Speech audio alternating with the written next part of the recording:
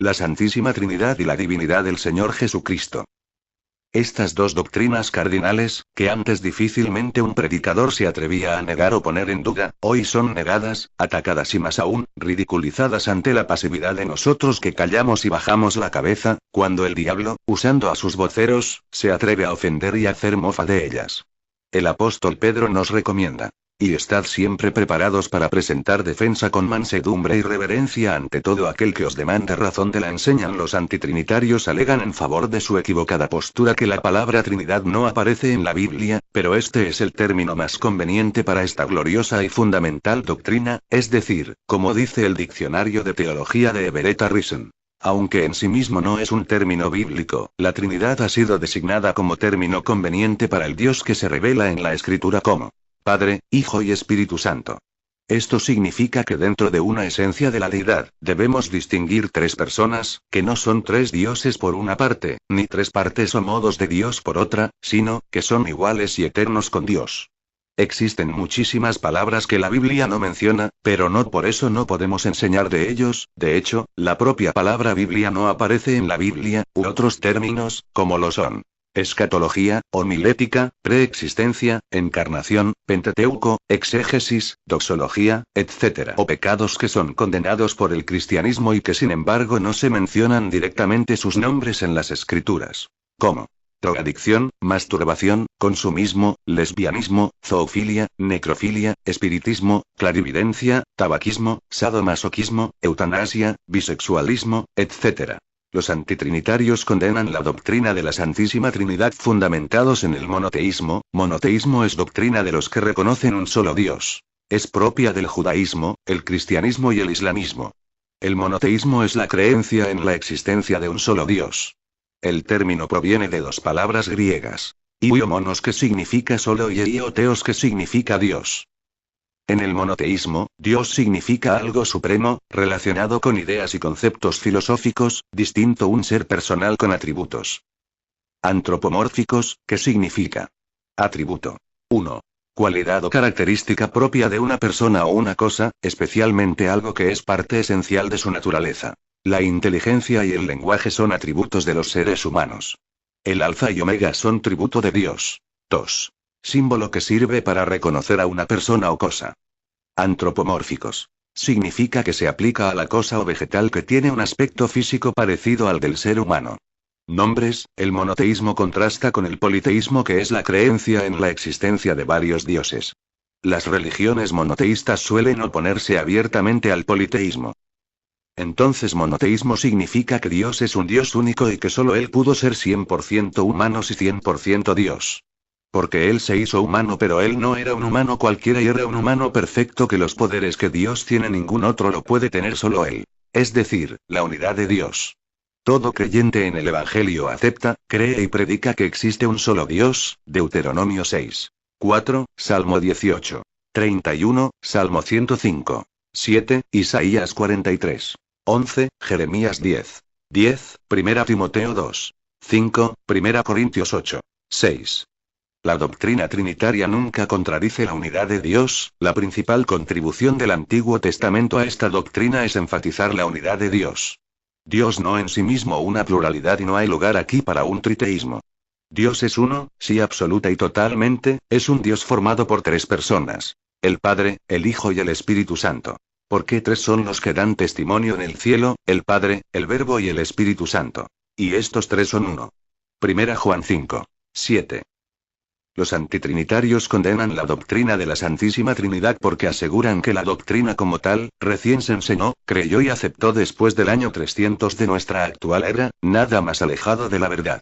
En el año 325, el Concilio de Nicea lo declaró como un dogma inalterable, pero desde el comienzo de la era apostólica, la doctrina de la Trinidad era creída no solo por Pablo, Pedro, Juan, Santiago y los escritores sagrados, sino también por los llamados padres de la Iglesia. Policarpo, Ignacio y Papias, discípulos del apóstol Juan, creyeron en esta doctrina y adoraron al Padre, al Hijo y al Espíritu Santo como a Dios. Igualmente Justino Mártir, Ireneo, Eusebio, Juan Crisóstomo, llamado el Boca de Oro, Jerónimo, el autor de la Vulgata, Agustín, etc. Todos ellos durante los primeros 200 años creían exactamente lo que los cristianos de este tiempo creemos. Los antitrinitarios atacan y refutan la doctrina de la Santísima Trinidad por considerarla una doctrina católica, y por ende, pagana. El catolicismo romano cree muchas enseñanzas que también creemos los evangélicos, como la divinidad del Señor Jesucristo, la infalibilidad de las Escrituras, la resurrección de los muertos, la concepción virginal del Señor, su ascensión, el juicio venidero, etc. Así que la creencia de la Santísima Trinidad por parte de la teología católica no anula la absoluta verdad de esta doctrina bíblica. Por el contrario, existen otras enseñanzas, creencias y dogmas católicos que sí son considerados por el cristianismo como antibíblicos, paganos y babilónicos, léase el purgatorio, la Inmaculada Concepción de María, la infalibilidad papal, la confesión auricular, la salvación por obras, la adoración de María y los santos, etc. Los antitrinitarios rechazan la doctrina de la Santísima Trinidad por considerarla ilógica e incomprensible a la mente humana, argumentan que es totalmente incomprensible aceptar que existan tres personas en la deidad y la deidad en tres personas, que Dios sea Padre, Hijo y Espíritu Santo. Recordemos que el Evangelio de salvación por gracia a través de la persona del Señor Jesucristo es obviamente un misterio para la mente humana, como es un misterio incomprensible la eternidad pasada, presente y futura de Dios, como incomprensible para una mente carnal es la encarnación del Hijo de Dios, su gloriosa resurrección y ascensión al cielo, como es un misterio la locura de la predicación por gracia, y una cantidad de maravillosas enseñanzas que se revelan al hombre por medio del Espíritu Santo, según el puro afecto de su voluntad. E indiscutiblemente, grande es el misterio de la piedad y 1 Timoteo 3:16, el significado de misterio. La palabra griega es mosterión, que significa algo oculto, secreto, misterioso, y la palabra piedad viene del griego eusebia, que significa tener mucha reverencia a Dios, una alta devoción por las cosas de Dios, una conducta santa, agradable a Dios. El misterio que había estado oculto desde los siglos y edades, pero que ahora ha sido manifestado a sus santos. Colosenses 1:26, he aquí os digo un misterio, y 1 Corintios 15:51, y a fin de conocer el misterio de Dios el Padre, y de Cristo, en quien están escondidos todos los tesoros de la sabiduría y del conocimiento. Colosenses 2:2-3. B. Definición del término Trinidad. Según el diccionario en Carta año 2005, se lee: y en la teología cristiana, doctrina que afirma la existencia de Dios como tres personas, Padre, Hijo y Espíritu Santo, unidas en una sustancia o ser único. La doctrina no aparece con claridad en el Nuevo Testamento, donde la palabra de Dios se refiere sin variación al Padre. Aunque ya Jesucristo, el Hijo, es considerado en una relación única con el Padre, mientras el Espíritu Santo aparece además como una divinidad. El término Trinitas fue utilizado por primera vez en el siglo II por el teólogo latino Tertuliano, aunque el concepto se perfiló en el curso de los debates sobre la naturaleza de Cristo. En el siglo IV, la doctrina quedó formulada por completo, utilizando la terminología todavía usual entre los teólogos cristianos, afirmaba la igualdad de las personas de la divinidad entre sí. El diccionario Océano I declara: en la teología, distinción de tres personas divinas en una sola y única esencia, que contiene en sí tres cosas distintas o participa de ellos. El diccionario católico declara: dogma cristiano según el cual existen en Dios tres personas distintas, Padre, Hijo y Espíritu Santo, y que estas tres personas forman un Dios único, verdadero y eterno, cuya sustancia es indivisible, y cada una de cuyas personas es igual en poder y gloria. Esta doctrina se expresa en su forma más llana en el credo de Atanasio. El diccionario bíblico Village Quain plantea una magistral apología de la doctrina de la Santísima Trinidad.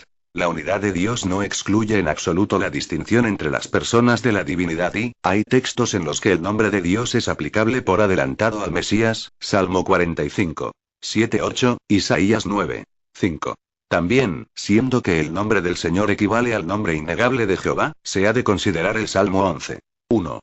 Con Jehová se asocia un hijo, 2 Samuel 7:14, Proverbios 30:4, Salmo 2:12. El Espíritu de Dios es igualmente mencionado con frecuencia en el Antiguo Testamento, y ellos en términos que implican a la vez su existencia propia y su unidad sustancial con Dios, Génesis 1:2, Salmo 51:13, 2 Samuel 23:1. Al llegar al Nuevo Testamento hallamos allí la doctrina de la Trinidad netamente formulada, aun cuando no se emplee este término. De entrada, el Nuevo Testamento es tan formal como el Antiguo Testamento al afirmar la unidad de Dios, Marcos 29, Santiago 2. 19. La divinidad del Hijo y del Espíritu Santo no contradice en nada este hecho. Pablo opone el solo Dios y Padre y el solo Señor Jesucristo a la multiplicidad de las divinidades y de los señoríos del paganismo, 1 Corintios 8. 5-6. Así en el seno de la esencia divina única se pueden distinguir tres personas que reciben igualmente el nombre de Dios, que en el seno de la deidad mantienen unas relaciones a nivel interpersonal. En nuestra experiencia de la salvación, la distinción entre las personas se nos hace clara. Somos salvados según la presencia de Dios Padre. Es el Hijo quien se ofreció en sacrificio para la redención. Es el Espíritu Santo quien aplica las bendiciones, 1 Pedro 1. 2. Pero esta distinción no está limitada a la administración de la salvación, sino que existe desde toda la eternidad en el seno de la esencia divina, Juan 17. 5. C. La doctrina de la Trinidad ha sido creída siempre por los cristianos, ha sido siempre firme cimiento.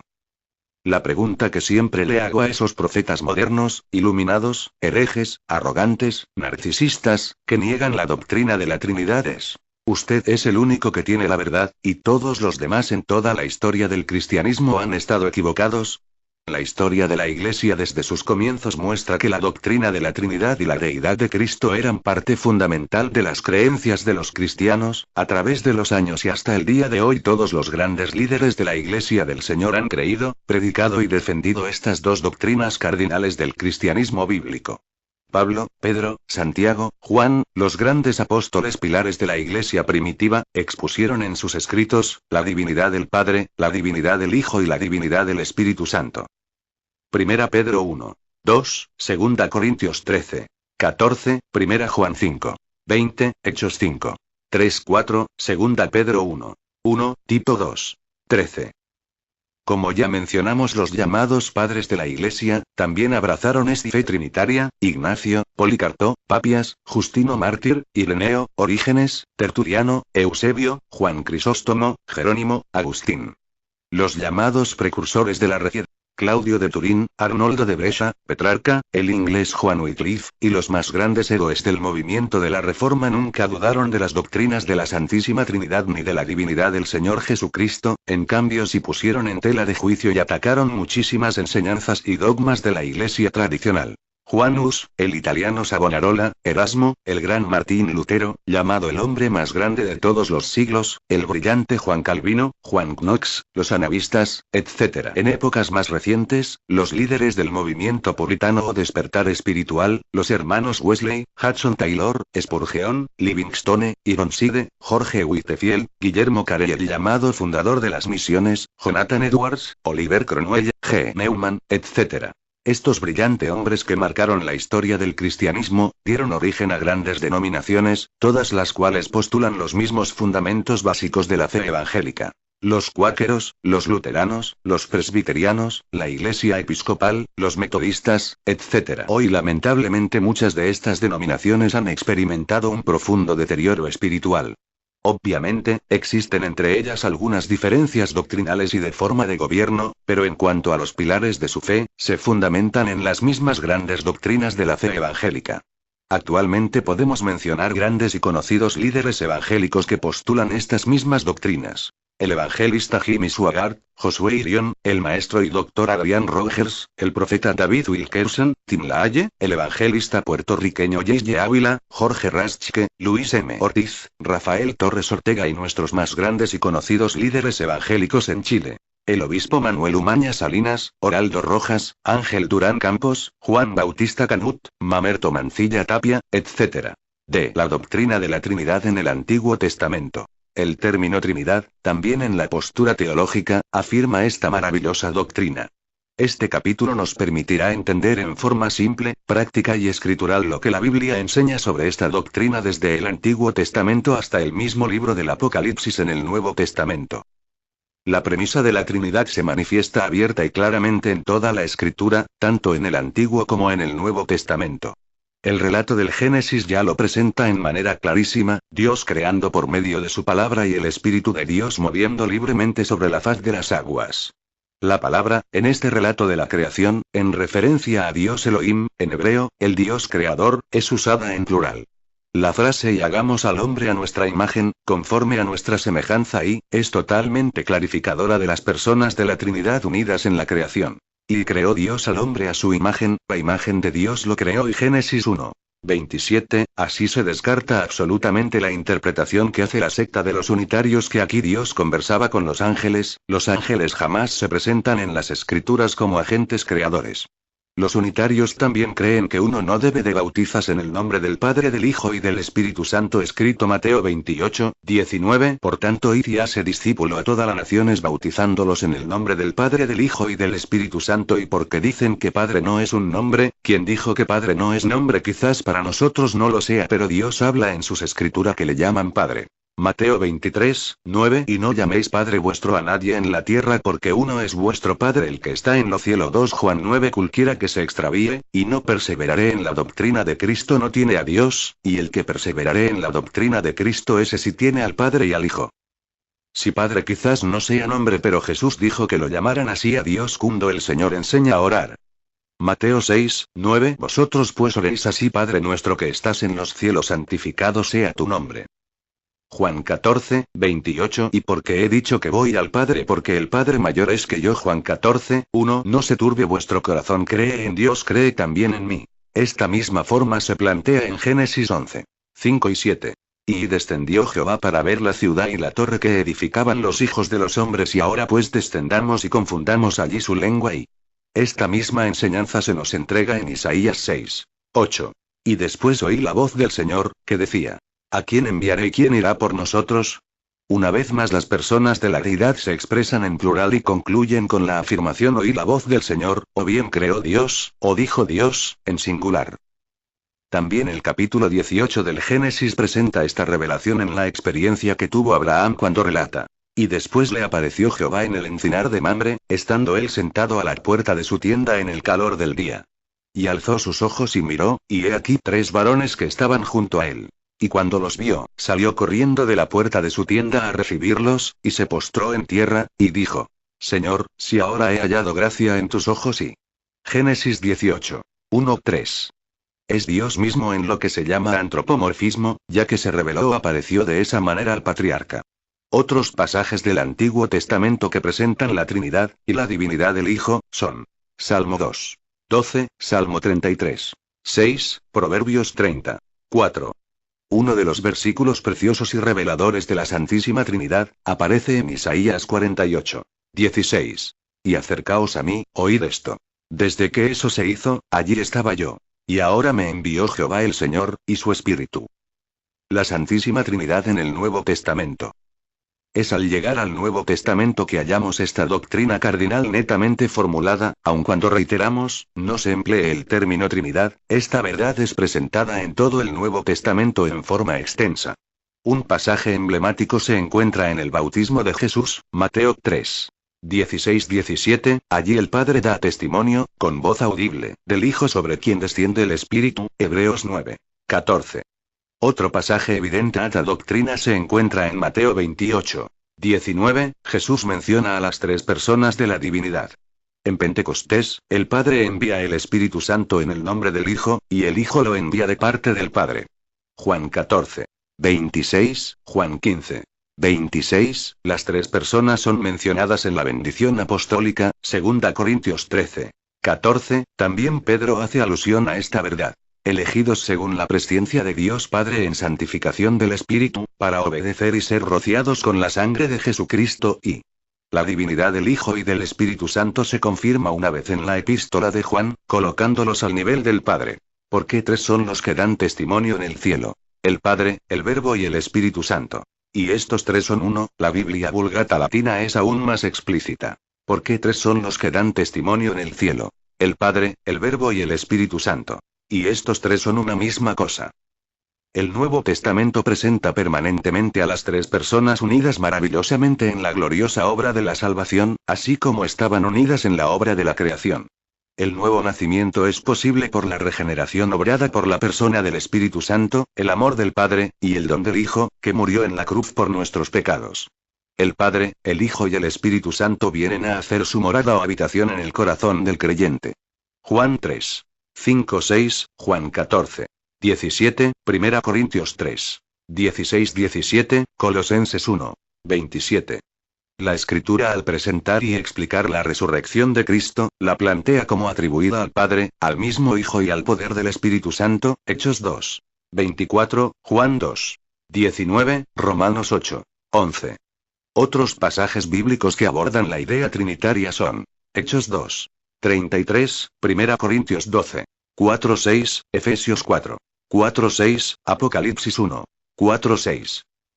El pasaje del Apocalipsis 5. 6, 7 muestra claramente a las tres personas de la deidad. Jesús, el Cordero, aparece de pie en medio del trono con los 7 espíritus de Dios que simboliza la plenitud del Espíritu Santo, Isaías 61. 1, Hechos 10. 38, y uno sentado en el trono, el Padre. La búsqueda de citas bíblicas es interminable para confirmar la maravillosa doctrina de la Trinidad, sobre todo como lo hemos visto en el Nuevo Testamento.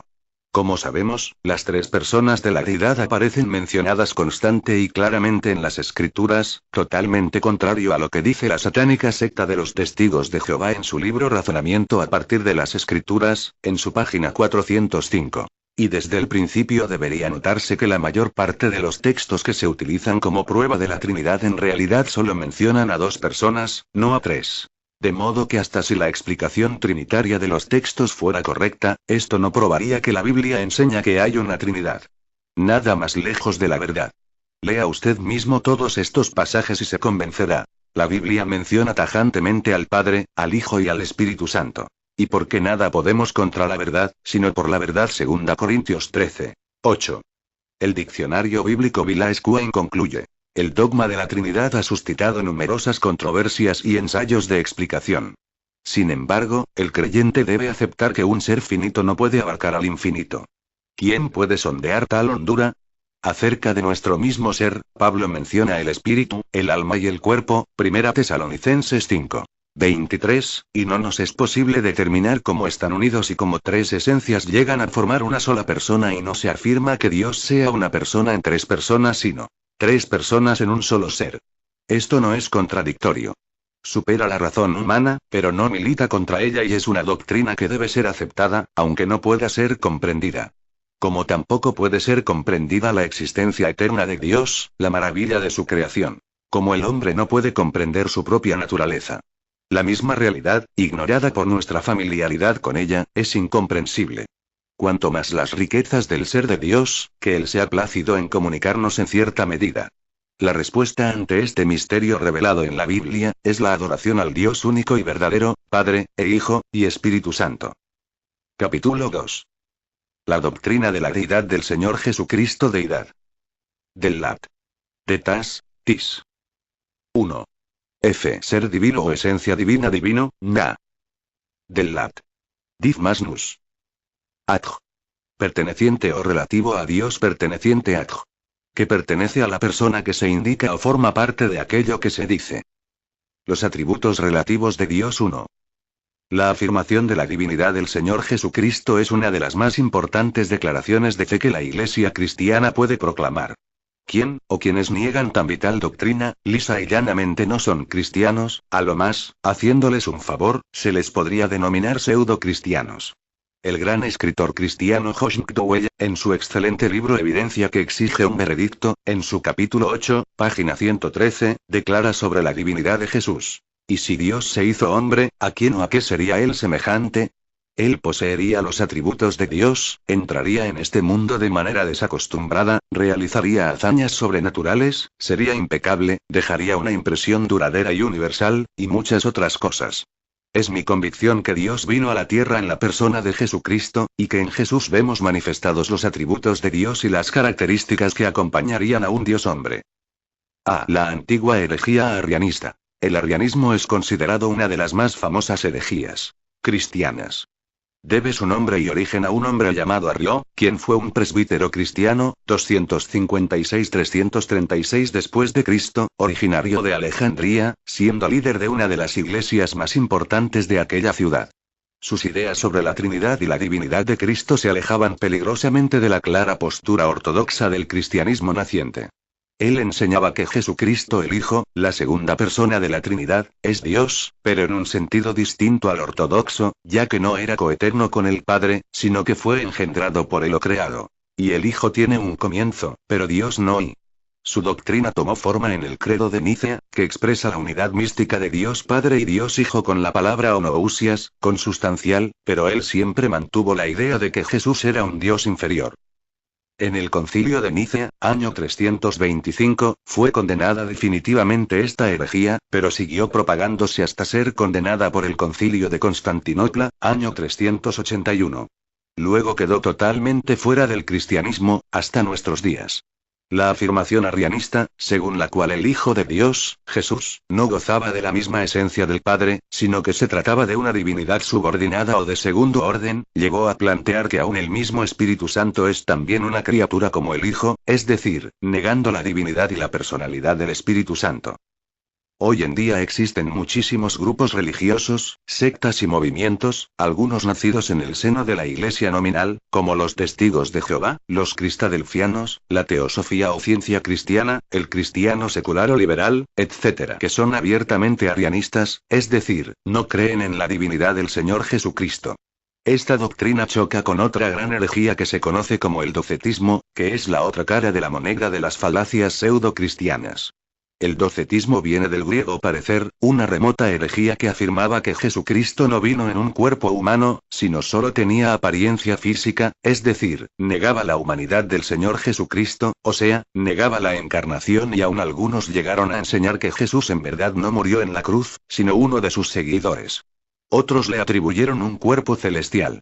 El gnosticismo de comienzos del siglo I, enseñaba que la materia es algo esencialmente mala, sucia y pecaminosa, debido a ello, era totalmente absurdo pensar, creer y predicar que Dios hubiera usado un cuerpo físico para venir a la tierra.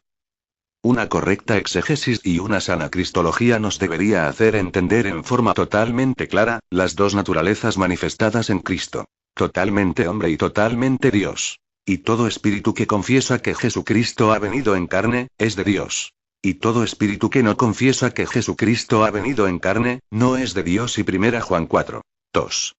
El comentario de la Biblia de Estudio Pentecostal, página 1834, dice sobre este pasaje. Y el liberalismo teológico y las sectas religiosas se revelan como anticristo cuando niegan la plena deidad de Jesucristo, su nacimiento virginal o su muerte redentora y su resurrección para la salvación de los que creen en él. Todo alejamiento de la revelación bíblica acerca de Cristo, da cabida a los espíritus demoníacos de engaño, porque pone a un lado la autoridad y la infalibilidad de la palabra de Dios. B. Lo que dicen de Jesucristo los que no son de Jesucristo. El ataque a la comprensión de la naturaleza de Cristo empezó, como hemos visto, en los días de la Iglesia primitiva. Los corintios, con afinidades intelectuales, empezaron a ser infectados por un punto de vista herético llamado gnosticismo. Este error doctrinal enseñaba que un ser humano se acerca a la divinidad por medio de pasos progresivos de seres angélicos más y más altos, que salvaban la distancia entre el hombre y Dios. Enseñaba que Cristo fue uno de estos seres angélicos, que era más que un hombre, pero menos que Dios. La mayoría de las sectas activas en nuestros días, niegan la verdadera divinidad de Cristo, la verdadera humanidad de Jesús o la verdadera unión de las dos naturalezas en una persona. ¿Cómo distinguir y refutar las sectas? David Breese, capítulo 8, página 75 a la 77. Los testigos de Jehová, que son descendientes directos de Arrió, según el árbol genealógico de Satanás, dicen de Jesús sin ningún tipo de escrúpulos. ¿Es Jesucristo realmente Dios? Juan 17. 3 dice que Jesús no se refiere a sí mismo, sino a su Padre en el cielo, como el único Dios verdadero. Es interesante que no hallemos ni una sola vez en las Escrituras que el Padre haya llamado al Hijo mi Dios, y aunque Jesús debidamente se refirió a Dios como Padre suyo, nunca afirmó que él fuera igual a Dios. Razonamiento a partir de las Escrituras, página 209. Es tan caótica la confusión en que están sumidos estos señores de la Watchtower, que en este mismo libro, página 215 y 216 dicen de Jesucristo. El nombre de Miguel aparece solo 5 veces en la Biblia. A la gloriosa persona celestial que lleva tal nombre se le llama uno de los principales, el gran príncipe que está de parte de los hijos de tu pueblo, y el arcángel. Miguel significa ¿quién es como Dios? El nombre evidentemente designa a Miguel como aquel que toma la delantera en defender la soberanía de Jehová y es razonable, por lo tanto, concluir que el arcángel Miguel es Jesucristo, y por lo tanto, las pruebas indican que al Hijo de Dios se le conoció como Miguel antes de venir a la tierra y también se le conoce por dicho nombre desde su regreso al cielo, donde reside como el glorificado Hijo celestial de Dios. Una cristología defectiva hará que las opiniones, conceptos, doctrinas y enseñanzas sobre la persona y la naturaleza de Jesucristo sean totalmente distintas, desvirtuadas y contrarias a cómo la Escritura se refiere a él. Los testigos de Jehová, los moonitas, los cristadelfianos, los teosofistas, los mormones, el cristiano secular, la ciencia cristiana, etc. Movimientos que no son cristianos dicen de Cristo. Jesús es el hombre que demostró a Cristo. Jesucristo, un individuo creado, es el segundo personaje en importancia del universo, la primera y única creación directa del Padre, Jehová.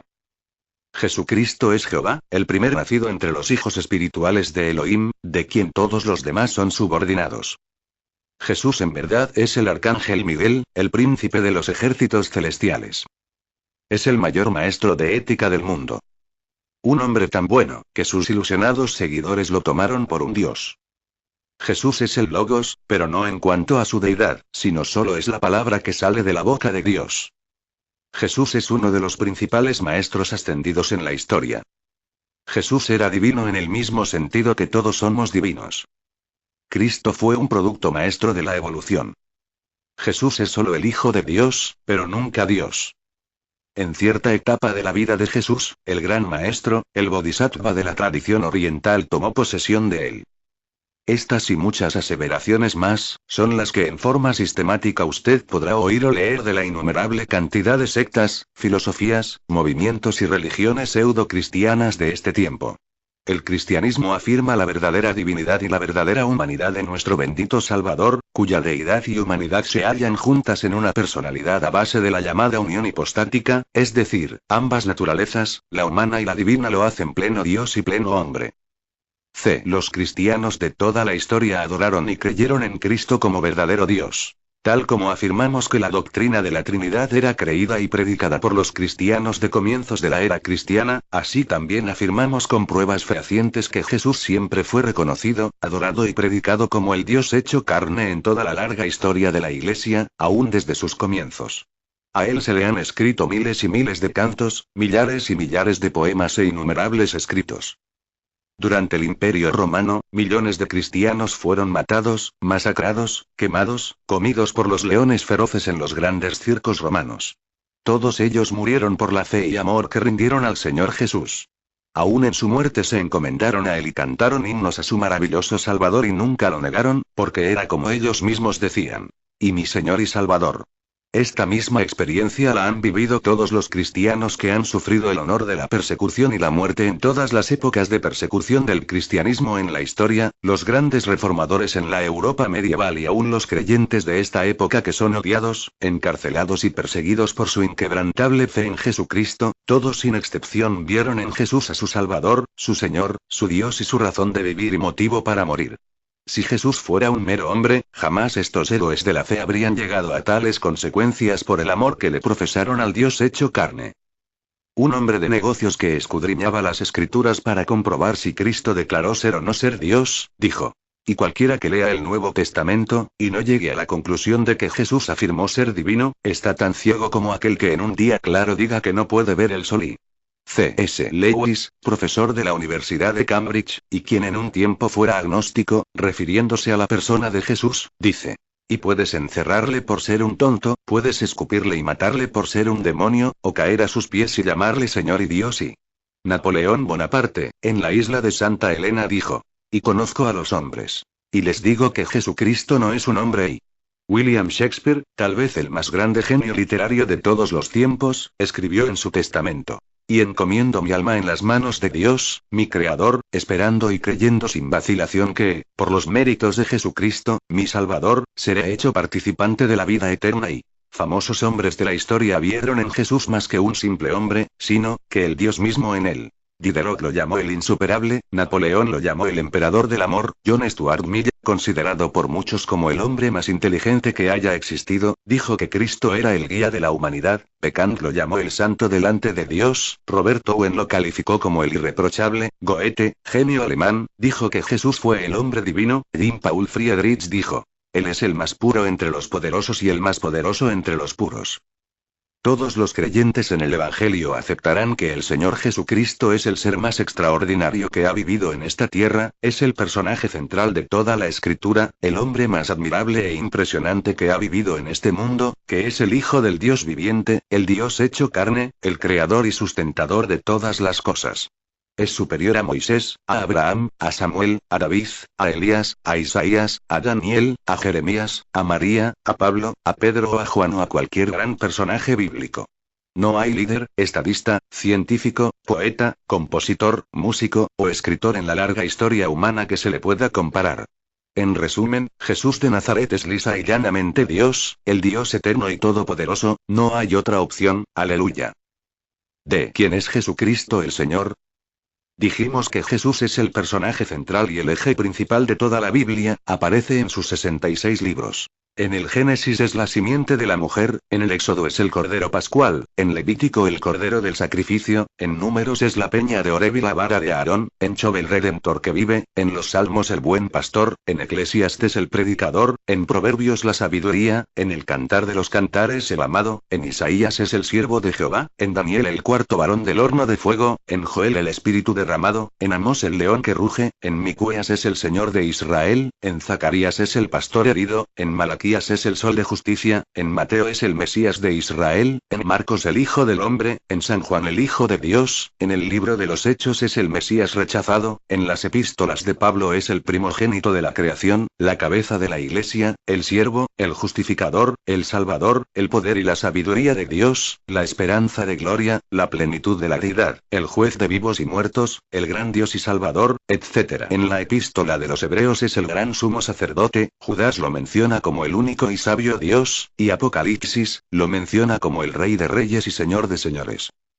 En el diccionario Océano se menciona a Jesús como el Mesías, el Hijo de Dios, el Cristo, el fundador del cristianismo, reconocido como el Mesías, nacido de María Virgen, concebido por obra del Espíritu Santo, predicó más de 3 años en la Tierra Santa, se le declaró culpable al llamarse Hijo de Dios y fue condenado a muerte y crucificado a la usanza romana. Resucitó al tercer día y ascendió a los cielos desde donde sus seguidores creen que volverá para juzgar al mundo. Todos los diccionarios bíblicos, al mencionar a Jesucristo el Señor, ocupan grandes cantidades de espacio para referirse a su nacimiento, vida, obra, muerte, resurrección y ascensión, ya que es demasiado difícil o imposible referirse a Jesucristo y resumirlo en 1 o 2 páginas, debido a lo impresionante, grande, sublime y extraordinario de su persona. El diccionario bíblico Village-Quain ocupa más de 17 páginas para describir a Jesucristo, sin embargo, otros conocidos personajes bíblicos no alcanzan a ocupar una sola página. Los evangelios nos revelan gradualmente la personalidad de Jesús y su mensaje. Por su humanidad, Cristo se sitúa sobre el plano histórico y en un medio particular y su vida se desarrolla de una manera natural, sin detenerse, dirigiéndose con un propósito definido. Esta existencia auténticamente humana, pertenece a la historia, pero Jesús declara abiertamente que Él es más que un hombre. Se revela poco a poco a sus discípulos, que quedan impresionados por su divinidad soberana. Mateo 16, Juan 28. Más tarde, bajo la luz del Espíritu, de la reflexión y de la experiencia, se les fue desvelando más y más el hecho de su divinidad. El último de los apóstoles supervivientes vino a ser el cuarto evangelista. Relatando la carrera terrena de su Señor, lo presenta como la encarnación de aquel que es el Verbo de Dios. Como alguien lo dijera, era totalmente hombre, pero siempre se comportó como un rey y nunca dejó de ser divino. La Escritura aborda la majestuosa obra y personalidad del Señor Jesucristo aplicándole títulos y nombres que muestran lo extraordinario de su ser. Jesús, Jesucristo, el Mesías, Jesús de Nazaret, el Nazareno, el carpintero de Galilea, Hijo de Dios, Hijo de hombre, el buen pastor, el Redentor, el dador de la vida, el autor y consumador de la fe, el lirio de los valles, el amado, la rosa de Sarón, la luz del mundo, la resurrección y la vida, la puerta, el agua de vida, el verbo de Dios, el Salvador, la vid verdadera, el alfa y omega, el primero y el último, el mensajero del pacto, el profeta de Nazaret, la simiente de la mujer, el vástago de Isaí, el sumo sacerdote, el obispo de nuestras almas, el Cordero de Dios, el león de la tribu de Judá, el Hijo del Dios viviente, el bendito, el pan de vida, el camino, la verdad y la vida, el mediador, el abogado, el paracletos, el unigénito del Padre, el santo de Dios, el bautizador, la cabeza de la iglesia, el Mesías sufriente, el Hijo de David, el fiel y verdadero, Rey de reyes y Señor de señores. El escritor cristiano David Brese responde a la pregunta ¿quién es Jesucristo el Señor? Diciendo: Jesucristo es el unigénito Hijo del Padre, Dios encarnado en forma y carne humana. Es el Hijo del Hombre, el único Salvador del mundo, el autor y consumador de nuestra fe, el que por medio de su muerte en la cruz, provee redención para todos los que creen en él. Él es el que murió por nuestros pecados, resucitó otra vez el tercer día, que vive para hacer intercesión por nosotros delante del Padre, y que un día vendrá en su glorioso retorno, para juzgar a los vivos y a los muertos, cuando aparecerá en su reino. Él es Señor Dios, y solo en Él tenemos vida, y vida en abundancia. La divinidad del Señor Jesucristo en la Biblia. La declaración hecha por el apóstol Pedro en Mateo 16. Y tú eres el Cristo, el Hijo del Dios viviente, es una de las afirmaciones más evidentes, claras y solemnes en cuanto a la deidad de Jesucristo. Él no es un hijo de Dios adoptado como nosotros, Juan 1:11-12, Romanos 8:15, Gálatas 4:5, Él es el Hijo del Dios viviente, refiriéndose claramente a su divinidad, el Hijo es de la misma naturaleza que el Padre. En verdad el término hijo, no se relaciona con la misión de Cristo Jesús, sino en realidad con su naturaleza divina idéntica a la de Dios, implicando su plena igualdad con él. Y el cual, siendo el resplandor de su gloria, y la imagen misma de su sustancia y Hebreos 1:3. La Vulgata Latina lo expresa aún más claramente. Y el cual siendo como es el resplandor de su gloria, y vivo retrato de su sustancia. La teología llama a la igualdad de naturaleza, sustancia entre el Padre y el Hijo, como hipóstasis, el Padre, el Hijo y el Espíritu Santo. Aunque personas diferentes, están unidas en una perfecta y total armonía, siendo de una misma sustancia. Y yo y el Padre uno somos Juan 10:30, y yo y mi Padre somos una misma cosa. Versión latinoamericana. La deidad de Jesucristo en el Antiguo Testamento. Indudablemente que esta gloriosa doctrina se revela en todo su esplendor y fulgura ante nuestros ojos completamente en el Nuevo Testamento, pero en el Antiguo Pacto se promete al Mesías, se anuncia al profeta, se presenta al futuro Redentor, mostrándolo no solo como un hombre, un profeta, un enviado del Dios Todopoderoso, sino como Dios mismo humanado, encarnado y visible en un envase biológico, es decir, como el gran Emmanuel. Y por tanto, el Señor mismo os dará señal. He aquí que la Virgen concebirá y dará a luz un hijo, y llamará su nombre Emmanuel. Isaías 7:14. Así se confirma en Mateo 1:23 y he aquí, una virgen concebirá y dará a luz un hijo, y llamará su nombre Emmanuel, que traducido es Dios con nosotros. Jesús no es un representante o vocero de Dios en la tierra, sino que es Dios mismo, humanado, con nosotros. Jesús no es solo considerado hijo al momento de nacer en Belén de una mujer virgen, María, sino que se le declara como el Hijo eterno de Dios antes de su nacimiento. Y honrad al Hijo, para que no se enoje, y perezcáis en el camino. Pues se inflama de pronto su ira. Bienaventurados todos los que en él confían. Salmo 2:12, el Salmo 2 es un salmo mesiánico y el autor usa un término legal para referirse al acto público en que un rey en la antigüedad, presentaba a su hijo al pueblo con el fin de proclamarlo rey. En el versículo 7 dice: Y yo publicaré el decreto. Jehová me ha dicho: Mi hijo eres tú. Yo te engendré hoy. Así el Padre aquí proclama públicamente a Jesús como el Hijo de Dios y lo unge como profeta, sacerdote y rey. Otro pasaje emblemático de la deidad de Jesús se encuentra en Isaías 9:6. Porque un niño nos es nacido, hijo nos es dado, y el principado sobre su hombro, y se llamará su nombre admirable, consejero, Dios fuerte, Padre eterno, príncipe de paz. Aquí el profeta nos entrega una de las extraordinarias profecías sobre el Mesías, al referirse a él como Padre eterno y Dios fuerte. habla en forma inequívoca que ese niño es Dios mismo, ¿qué duda cabe?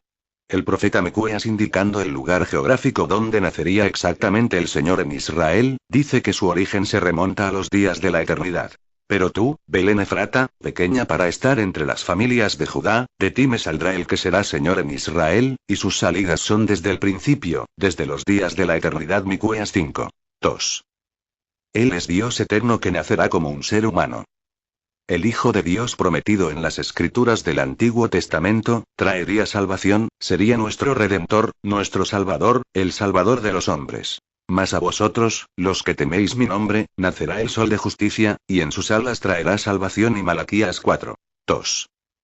Es decir, la promesa era que Dios mismo vendría desde el cielo a la tierra para salvarnos. Y él redimirá a Israel de todos sus pecados. Salmo 130. 8. Y Dios mismo vendrá, y os salvará. Isaías 35. 4. Porque Jehová es nuestro juez, Jehová es nuestro legislador, Jehová es nuestro rey. Él mismo nos salvará. Isaías 33. 22. Así que Jesucristo es Dios mismo que viene a salvarnos, hecho hombre para salvarnos a los hombres. La Biblia es muy clara en señalar que un hombre no puede salvar el alma eterna de un hombre. Si Jesús hubiera sido solo un buen hombre nunca podría habernos salvado. Y la salvación pertenece a nuestro Dios que está sentado en el trono, y al Cordero. Apocalipsis 7. 10. La salvación es de Jehová. Sobre su pueblo sea tu bendición. Salmo 3. 8. Yo Jehová, y fuera de mí no hay quien salve. Isaías 43. 11. Otros pasajes bíblicos que hacen clara mención sobre la divinidad del Señor Jesús en el Antiguo Testamento se encuentran en Isaías 49. 26, Oseas 13. 4, Zacarías 9. 9, Job 19. 25, Isaías 59. 20. El ser majestuoso que describe Daniel, el cual se presenta delante de Dios el anciano de días, es una persona separada y distinta al Padre. No cabe duda que este es el Mesías, el Hijo de Dios que recibe dominio, gloria, reino y potestad, que permanecerán para siempre en el tiempo. Es Jesucristo, el Hijo de Dios. Miraba yo en la visión de la noche, y he aquí con las nubes del cielo venía uno como un hijo de hombre, que vino hasta el anciano de días, y le hicieron acercarse delante de él, y le fue dado dominio, gloria y reino, para que todos los pueblos, naciones y lenguas le sirvieran. Su dominio es dominio eterno, que nunca pasará, y su reino uno que no será destruido. Daniel 7. 13-14. El misterioso ser llamado el ángel de Jehová, es de un orden distinto a todas las demás potestades angelicales, habla como siendo el mismo Dios y su persona parece en realidad confundirse con la de Dios, revela la faz de Dios, el nombre de Jehová está en él. Personajes bíblicos al verlo expresaron haber visto a Dios mismo y lo adoraron como a Dios. Génesis 16. 7, Génesis 18. 10, Éxodo 3. 2, Josué 5. 13-15, Jueces 6. 12-22, Génesis 32. 30, Éxodo 23. 21, Isaías 63. 9, Zacarías 3. 1-2. Esta teofanía indica que Él es Cristo preencarnado, es el unigénito Hijo del Padre, el ángel de Jehová que era Dios mismo y fue adorado como Dios. En el mundo estaba, y el mundo por Él fue hecho. Pero el mundo no le conoció. Juan 1. 10. G. La deidad de Jesucristo en el Nuevo Testamento. El Nuevo Testamento declara como una de las más grandes e importantes enseñanzas y que no da lugar a dudas, que Jesucristo el Señor es Dios hecho carne. Tal como hemos venido enseñando, el Señor Jesús no es un representante del Padre, un mero hombre, un Dios más pequeño como enseñan horrorosas herejías actuales, sino el Dios eterno que se hace hombre, toma la posición del Hijo de Dios en la tierra para salvar al hombre y luego de su resurrección vuelve al lugar y posición que siempre tuvo en la eternidad. E indiscutiblemente, grande es el misterio de la piedad. Dios fue manifestado en carne, justificado en el Espíritu, visto de los ángeles, predicado a los gentiles, creído en el mundo, recibido arriba en gloria. 1 Timoteo 3. 16. El hecho de su nacimiento virginal evidencia que él no solo es un hombre, a fin de llenar los requisitos para pagar los pecados de la raza humana y traerle salvación, el Redentor debe ser, en la misma persona, verdadero Dios y verdadero hombre.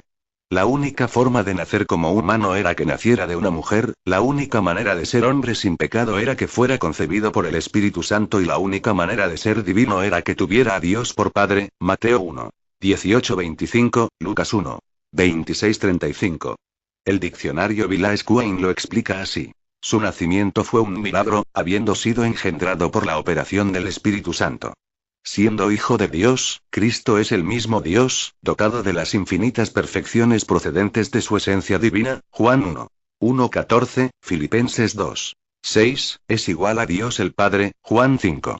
17:25, sin embargo, para cumplir la voluntad del Padre, asumió la condición de hombre.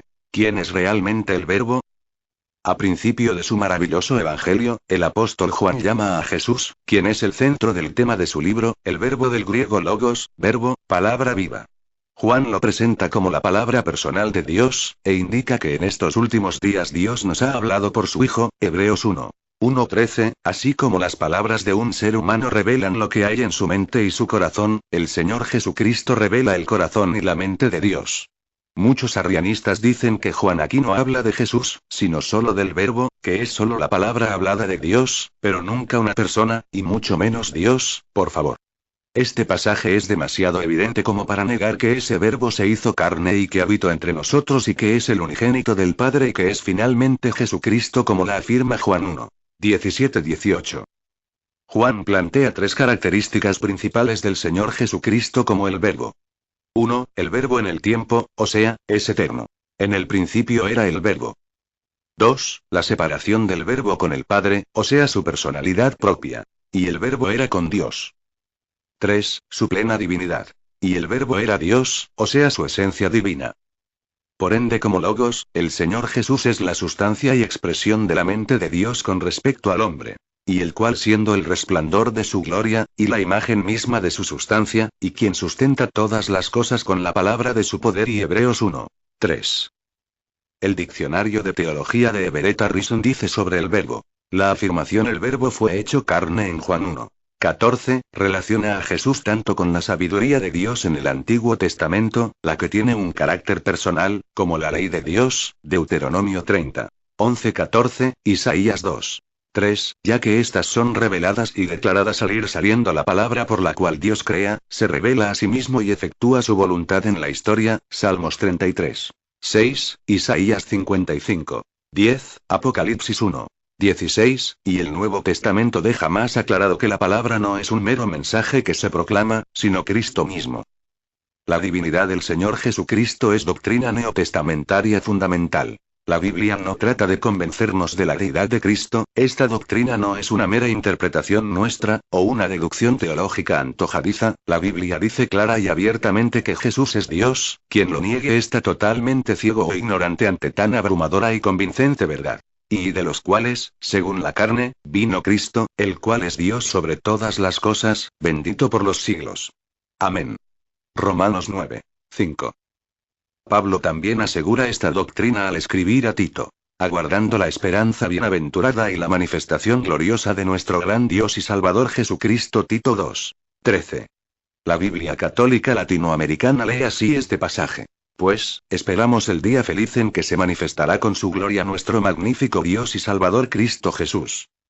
El apóstol Pablo escribió la epístola a los Colosenses, se cree, debido a una falsa enseñanza que se introdujo a la Iglesia y con ella advirtió a los hermanos del peligro de esta herejía que socavaba y reemplazaba la posición central de Cristo y su verdadera naturaleza, el apóstol les dice de Cristo. Y porque en él habita corporalmente toda la plenitud de la deidad. Colosenses 2. 9, la Vulgata Latina lo dice aún más claramente. Porque en él habita toda la plenitud de la divinidad corporalmente, esto es real y sustancialmente.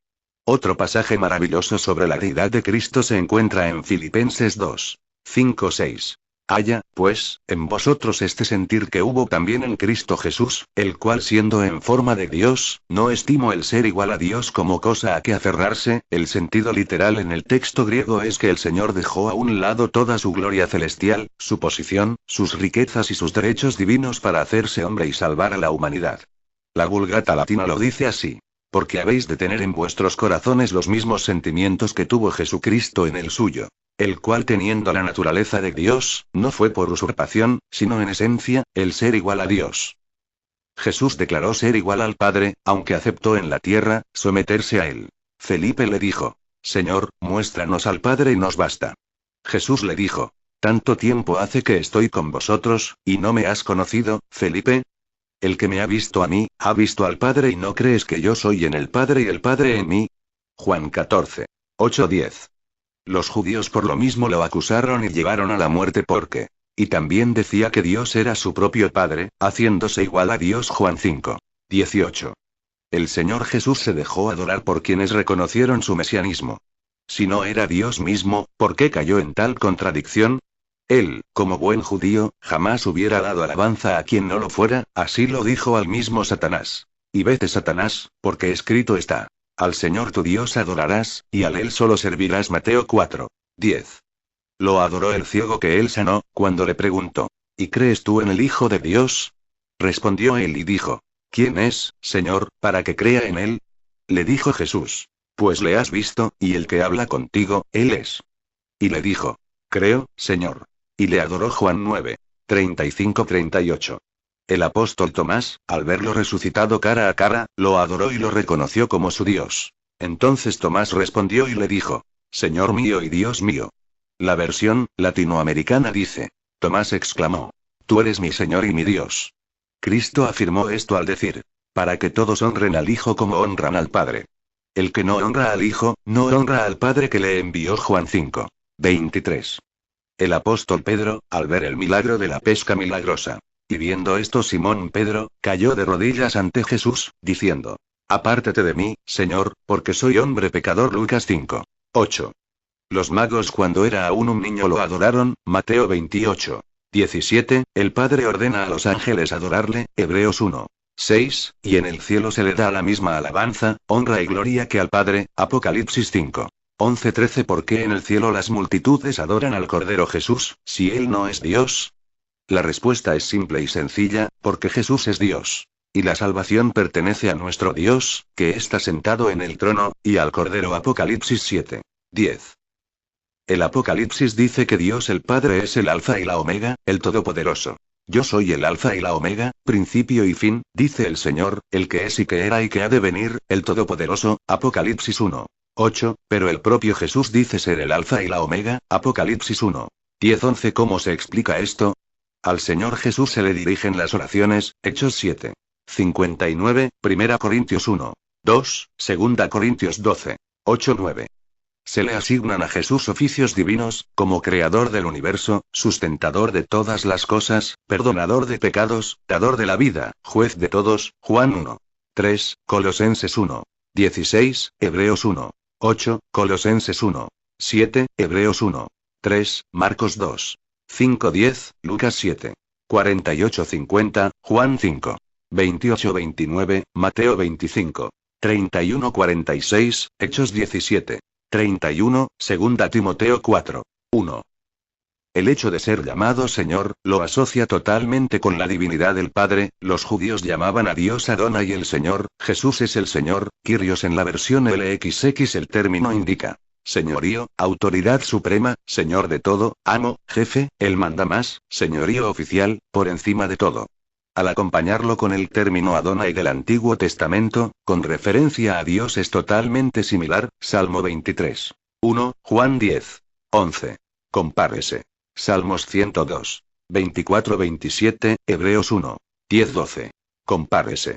Isaías 8. 13-14, 1 Pedro 2. 7-8. Compárese. Ezequiel 34. 11-12, Lucas 19. 10. Compárese. Él es el Señor de todos y el Señor de la gloria.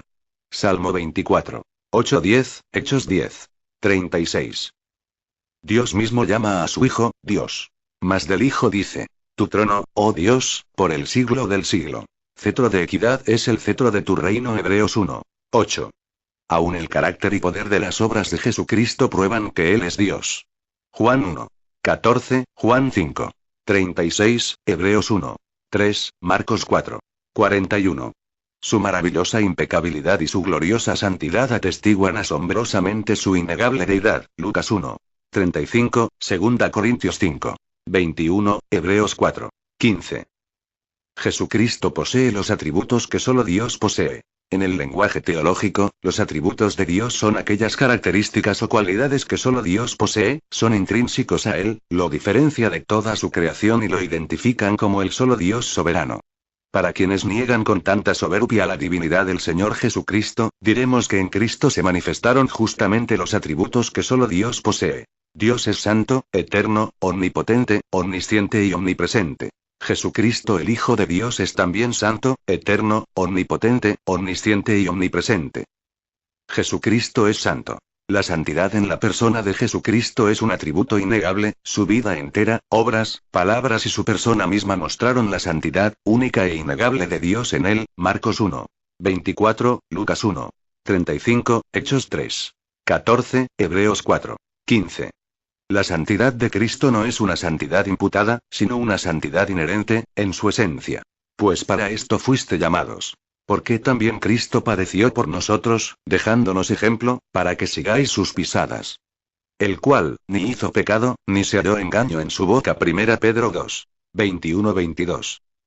Jesucristo es eterno. Él es el eterno Hijo de Dios, Él es la vida eterna, y Él es quien puede dar vida eterna a todos los que en Él creen. Él existía antes de la creación, Él creó todas las cosas y Él ha existido siempre. Juan 1. 1, Juan 17. 5, Hebreos 5. 9, 1 Juan 5. 20, el Señor mismo se lo dijo a los judíos. Entonces le dijeron los judíos: ¿aún no tienes 50 años, y has visto a Abraham? Jesús les dijo: de cierto os digo, antes que Abraham fuese, yo soy. Juan 8. 57-58. Jesucristo es omnipotente. No cabe duda que el Señor Jesucristo mostró en su poderoso y glorioso ministerio este atributo, y aún hoy en día, Él sigue haciendo obras magníficas y sobrenaturales, a través de la predicación del Evangelio. Él calmó el mar, la tempestad, sanó a miles de enfermos, liberó a miles de endemoniados, sanó la lepra, resucitó a los muertos, venció al diablo y triunfó sobre la muerte con su gloriosa resurrección. Aleluya. Mateo 28. 18, Hechos 10. 38, Lucas 24. 19, Lucas 6. 19, Lucas 5. 17, Romanos 1. 4, 1 Corintios 1. 24. Por cuanto agradó al Padre que en él habitase toda plenitud. Colosenses 1. 19. Jesucristo es omnisciente. Al estudiar los evangelios nos damos perfectamente cuenta que el Señor Jesús conocía todas las cosas, sabía absolutamente para qué había venido, cómo moriría y qué sucedería después de su resurrección, conocía los pensamientos de todos los hombres y los conocía totalmente a cada uno de ellos. El solo hecho de que puede interceder y oír las oraciones de todos los creyentes lo hace omnisciente. Hebreos 7. 25, Lucas 5. 22, Marcos 15. 10, Juan 1.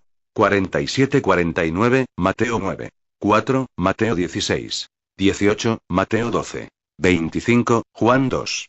24-25.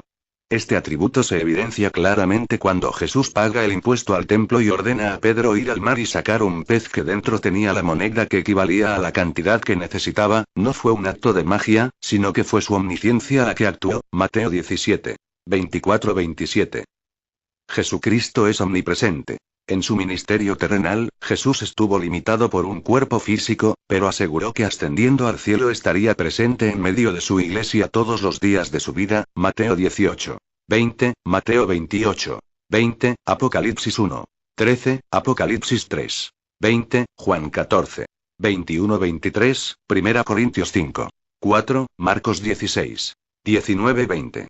¿Podría algún creyente de verdad dudar que el Señor Jesús está con nosotros en este tiempo? Pero el Señor estuvo a mi lado, y me dio fuerzas. Y 2 Timoteo 4. 17, Hechos 23. 11, Hechos 27. 23.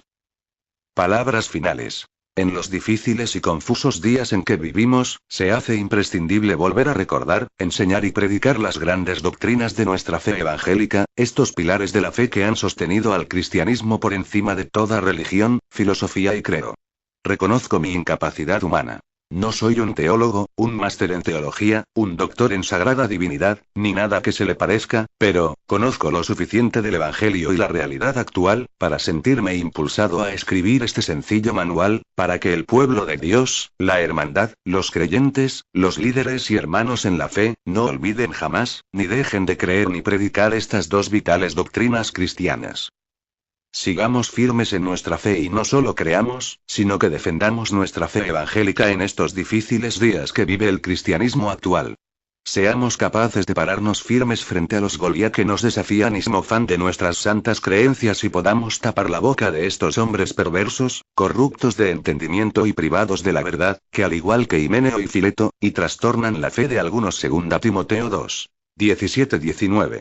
Una iglesia sin doctrina, es como un cuerpo sin huesos, es decir, no tiene firmeza ni consistencia. Las doctrinas evangélicas ortodoxas son las que mantienen en pie el gran edificio de Dios. Edificados sobre el fundamento de los apóstoles y profetas, siendo la principal piedra del ángulo Jesucristo mismo, en quien todo edificio, bien coordinado, va creciendo para ser un templo santo en el Señor, en quien vosotros también sois juntamente edificados para morada de Dios en el Espíritu. Efesios 2. 20-22. Como amonesta la Biblia de Estudio Pentecostal, en su página 1688, a los cristianos de este tiempo. No solo deben creer el mensaje apostólico, sino también defenderlo y protegerlo de toda tergiversación o alteración. La revelación original de los apóstoles que se habla en el Nuevo Testamento, nunca se puede reemplazar ni anular con revelaciones, testimonios o profecías posteriores. Amén, que así sea.